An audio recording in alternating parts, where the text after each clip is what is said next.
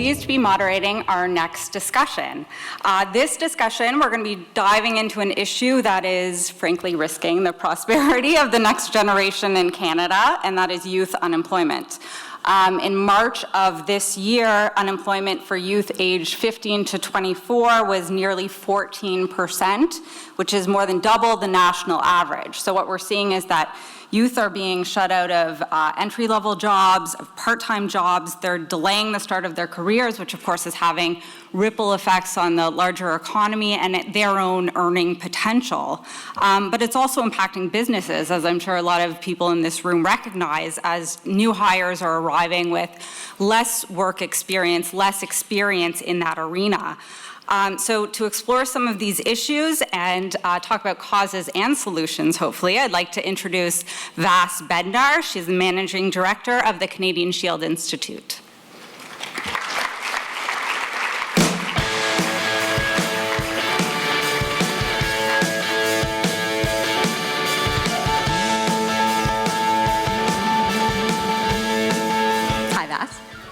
So we're going to dive right in because we have about 20 minutes to solve the crisis of youth unemployment in Canada. No problem. I know. What are we going to do with the other 15, though? That's the issue. So you come at this from a really interesting perspective because 10 years or so ago, you chaired the expert panel on youth unemployment under Justin Trudeau. And now here we are 10 years later and we're facing this crisis. What do you see has changed between then and now in terms of the landscape of job opportunities facing youth in Canada today?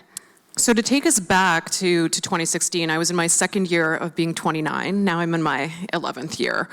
But Bill Morneau had just, and side note on that panel, I feel like the expert panel on youth employment, you either have a seasoned chair and a young panel, or a seasoned panel and a young chair. We actually had, at the time, a young chair and a young panel. It was an amazing kind of anarchic policy experience. What did you guys do after the panel? You went to the bar? And we were all across Canada. Anyway, yeah, okay. We're trying to figure it out, right? Muddling through. Bill Morneau had just made his comment that he got his butt kicked for, but he said, Canadians should prepare for having about 7 jobs over the course of their life. Yeah. He was just reflecting StatsCan information, but that really agitated people. Mm-hmm. I heard a lot from young people when we were consulting across the country. They were already trying to game the algorithm. These early days of digital kind of screening. They were telling me that they were putting keywords from a job posting in white font, really small, in the header of their pages. And I remember that standing out because a lot of the time, people were really over-focused on these supply-side interventions. What if we just had another workshop on how to write a cover letter or, what should be on your resume? And that's not what was tripping people up because the labor market had become digitized and we were so early in that. And I think, that third thing that I really remember is that was just starting, that you could apply to a job from anywhere at any time, and that was incredible, but it was putting so much more pressure and volume both on employers in terms of screening and young people getting ghosted. It seems like if you compare, and I was reviewing some of the recommendations from that panel in anticipation of this talk, but it seems to me, if I look at the landscape of job opportunities for young people now compared to then, it seemed as though in those days, and correct me if I'm wrong, that youth were getting jobs. They were just sort of precarious jobs, right? So they were getting part-time work, jobs that were fill-in, for example, non-permanent. They didn't come with the benefits, whereas now they're just not getting jobs. And it's more of what you're talking about, where people can apply from all over the place, and there's just so many people going after so few opportunities that we're seeing these enormous unemployment numbers. Yeah, and the vibe was also very different. Again, at that time, the message to young people was actually kind of exciting. It was also that the job you end up getting might not exist today. That's what we were telling students in post-secondary education. Now we're warning students in post-secondary education that the skills they're building need to be resistant to automation, etc. Right. So we see more evidence of ghost jobs, which the Globe and Mail has covered. Employers putting up jobs they don't intend to hire for, that they want to either test the labor market, collect CVs, or when they're going through a raise, they want to see more kind of in demand, or if they're growing. And to your point about people not even hearing back, I have graduates from a program I used to run at McMaster University, who I stay in touch with, who had Excels of over 400 jobs they had applied to. And I think for anyone applying to roles, maybe people can remember the first time they had to get LinkedIn, whether or not they wanted to, but we'll come back to LinkedIn maybe. Not even getting the thank you, we found someone, or, really appreciate this, I think really scars and startles people. When probably one of the challenges we're having in early labor market problem, it's a matching problem, it's an efficiency problem that we're not doing anything to solve. We're probably exacerbating, and we're so focused on the supply side.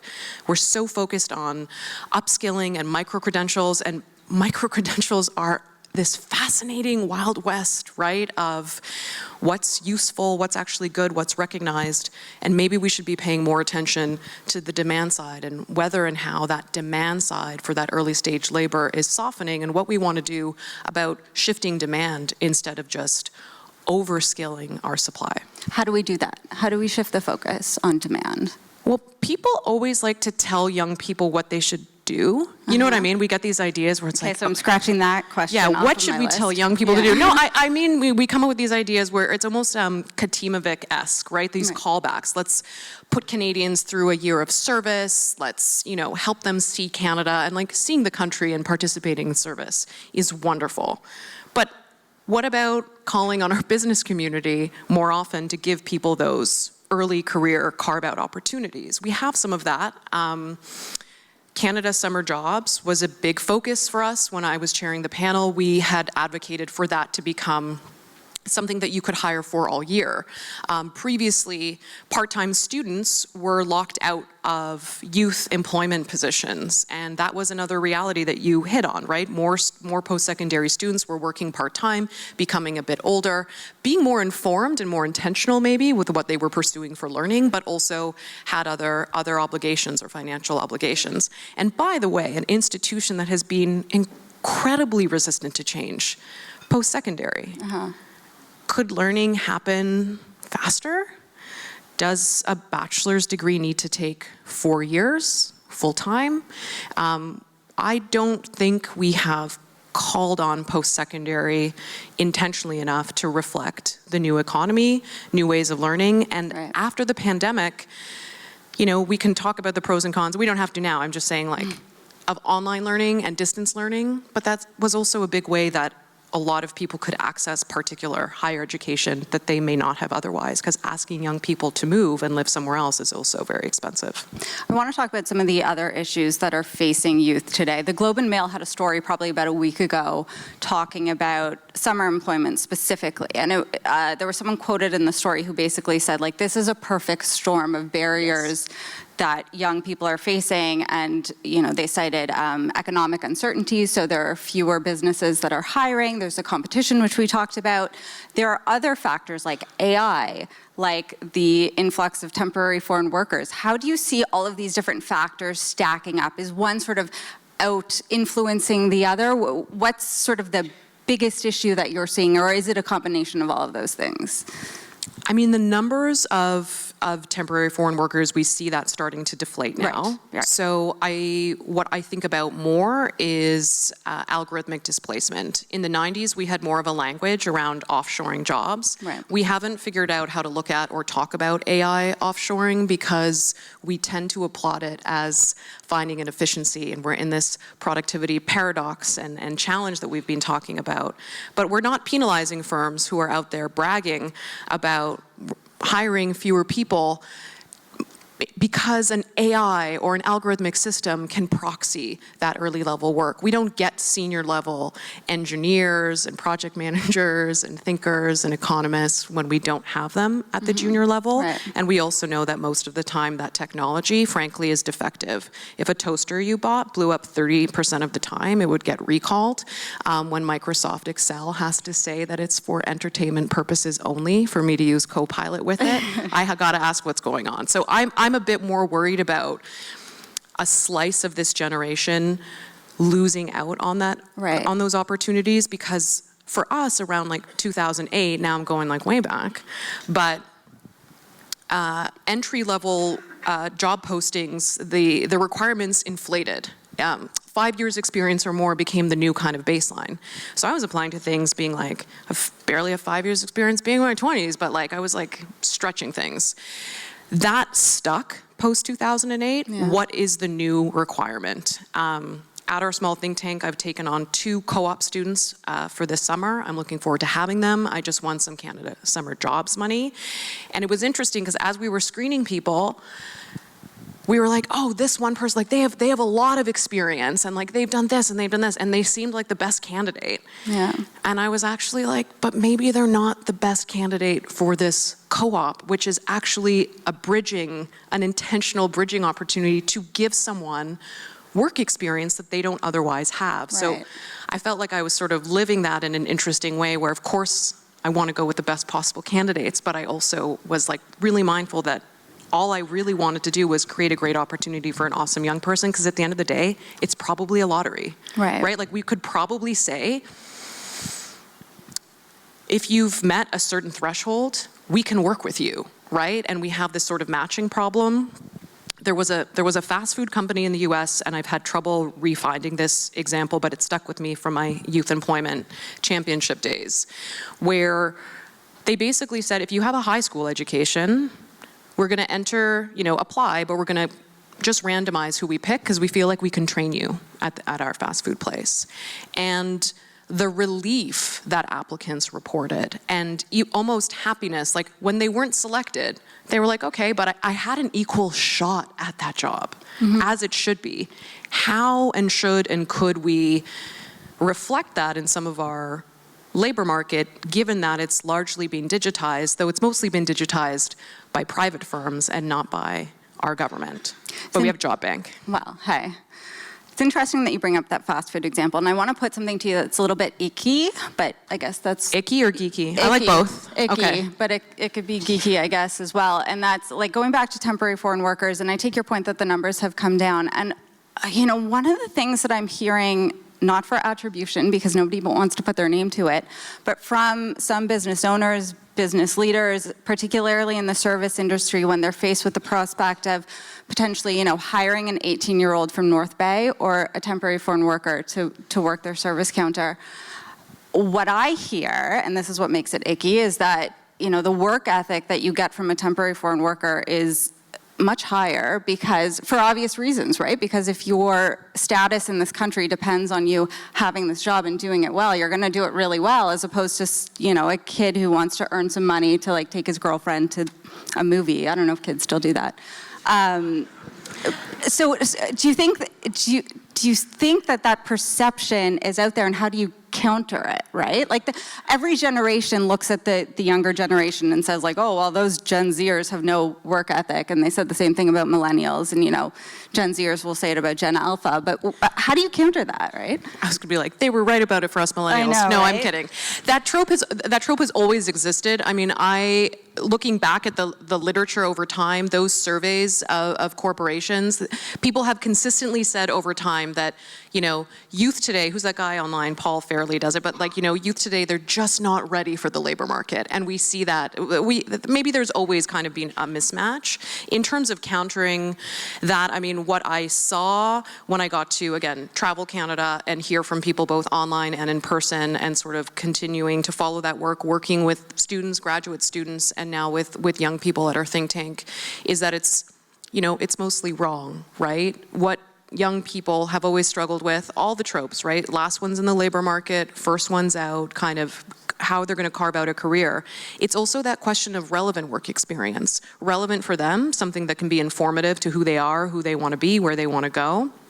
But also work experience that, as employers, we are going to actually recognize. So my understanding is that RBC frequently hires young people who have worked at Starbucks as tellers, because they recognize, like, that's an interesting jump, right, from service work to more white-collar work, and their appreciation and kind of some of that development of the pipeline was out of recognition for managing complexity, dealing with people.